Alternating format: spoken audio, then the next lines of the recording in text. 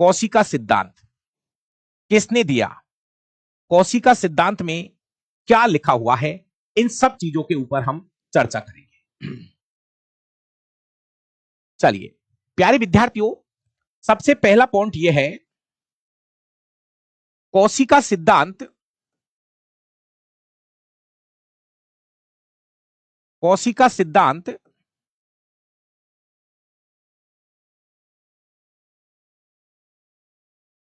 सन 1838-39 में स्लाइडेन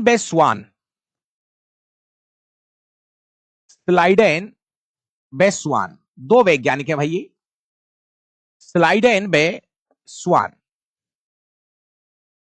के द्वारा दिया गया।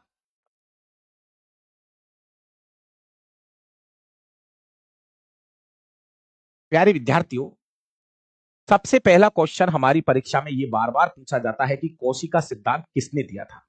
जो है 1838-39 है, और कोशिका सिद्धांत देने वाले जो वैज्ञानिक थे वो थे स्लाइडेन और स्वान। ये दो अलग अलग वैज्ञानिक हैं दोस्तों। इन दोनों ने कोशिका सिद्धांत दिया था, सेल थ्योरी दी थी दोस्तों। इन लोगों का क्या मानना है, कोशिका सिद्धांत में क्या क्या बातें लिखी गई। तो सबसे पहले मेरी बात को सुनिए, कोशिका सिद्धांत में कौन कौन सी बातें लिखी गई है, उन बातों पर आपको ध्यान रखना है दोस्तों। एक छोटी सी बात और बोलता हूं, ये जो कोशिका सिद्धांत है, इसको नए तरीके से, मतलब और अच्छे तरीके से मॉडिफाई करने का जो काम किया था, वो दो वैज्ञानिक और है, रुडोल्फ विर्चॉफ और नगेली। ये दो वैज्ञानिकों ने क्या किया, इस कोशिका सिद्धांत को अपडेट कर दिया, मतलब एक नए तरीके से बनाना चाहा था, और वो चल भी रहा है किताबों के अंदर। तो पहले इनकी बात सुन लीजिए। स्लाइडेन और स्वान क्या कहते हैं, स्लाइडेन और स्वान कहते हैं प्रत्येक सजीव की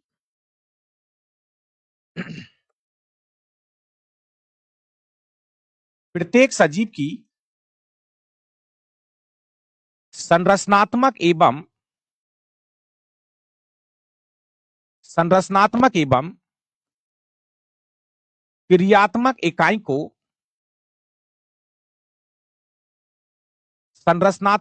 क्रियात्मक इकाई को कोशिका कहा जाता है। कोशिका कहा जाता है। ये लाइन हम पहले भी पढ़ चुके हैं, और ये लाइन कोशिका सिद्धांत में रखी गई है। कोशिका सिद्धांत में दूसरी लाइन क्या लिखी है, ध्यान से सुनना। प्रत्येक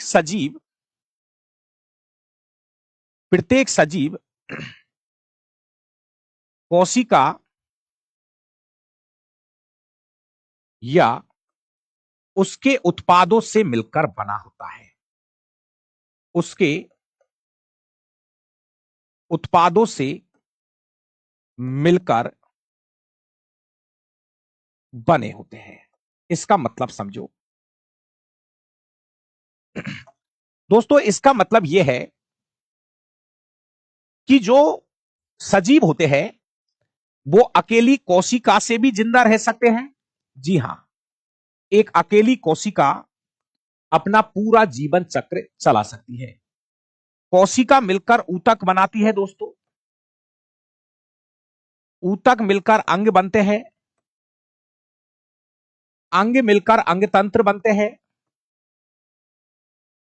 और फाइनली पूरा शरीर बन जाता है। तो दोस्तों, अगर कोई आपसे ये पूछे तो आपको यह बोलना है कि जितने भी सजीव हैं वो या तो कोशिका से चल रहे हैं, जैसे मेरी बात को समझिए, जैसे अमीबा है, अमीबा केवल एक ही कोशिका से जिंदा है, और वो एक ही कोशिका से अपना पूरा जीवन चलाता है। तो कहने का मतलब यह है कि प्रत्येक सजीव या तो कोशिका से चल रहा है या उसके उत्पादों से चल रहा है। यह हमारी अगली लाइन है। अगला पॉइंट यह है दोस्तों, अगली लाइन ध्यान से सुन लीजिए। प्रत्येक कोशिका में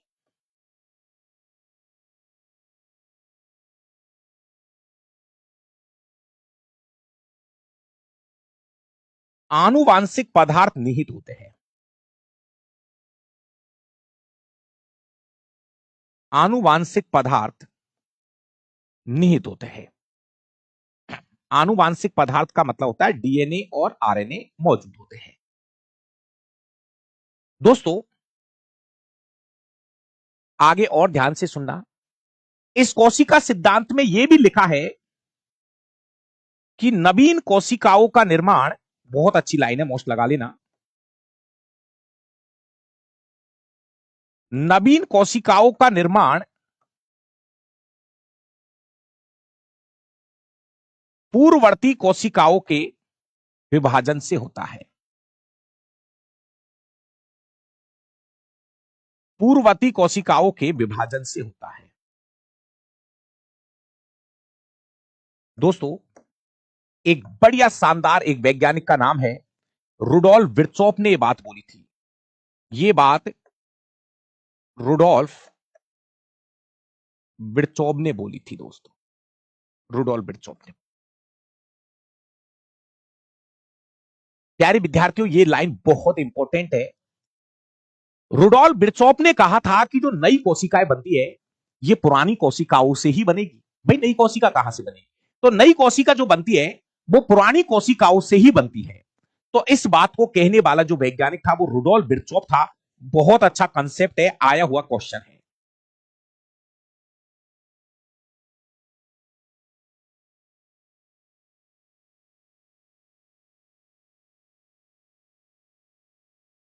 ठीक है, तो प्यारे विद्यार्थियों आपसे वो इतना सा पूछेगा कि कोशिका सिद्धांत किसने दिया है, तो उत्तर होगा स्लाइडेन और स्वान ने। कब दिया है? 1838 और 39 में। ये कुछ कोशिका सिद्धांत की कुछ बातें हैं, ये लाइन भी इंपॉर्टेंट है। अब एक क्वेश्चन ये आता है, कोशिका सिद्धांत का अपवाद कौन है? प्यारे प्यारे विद्यार्थियों वायरस जो है कोशिका सिद्धांत की अनुपालना नहीं करता है।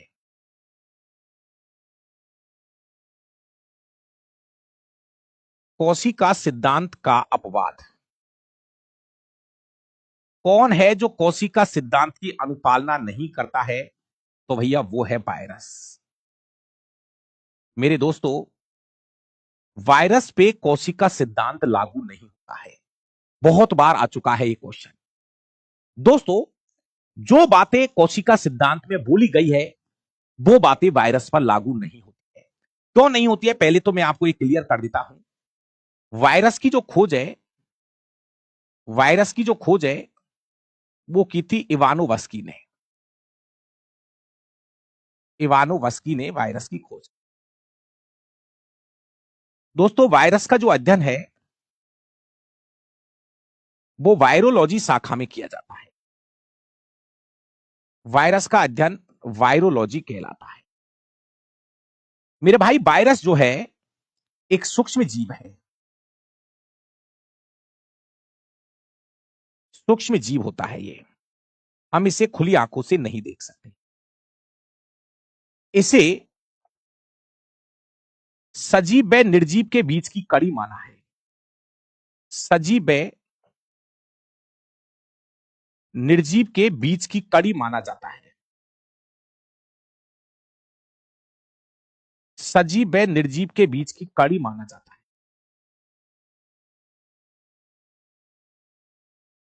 दोस्तों वायरस, इसको सजीव और निर्जीव के बीच की कड़ी क्यों कहते हैं, इसका रीजन है दोस्तों, मेरी बात को समझिए।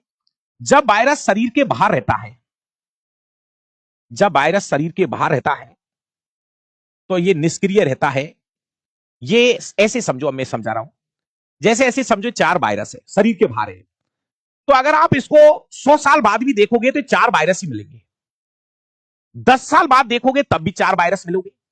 इसका मतलब तो ये निर्जीव हो गया। समझना मेरी बात को दोस्तों। मान लीजिए कहीं पे आपने 4 वायरस रख दिए, 100 साल बाद देखा 4 वायरस, 200 साल बाद देखे 4 वायरस, 1000 साल बाद देखे 4 वायरस, इसका मतलब तो क्या हो गया, निर्जीव है। प्यारे विद्यार्थियों जब ये शरीर के बाहर रहते हैं तो ये सच में निर्जीव अवस्था में रहते हैं।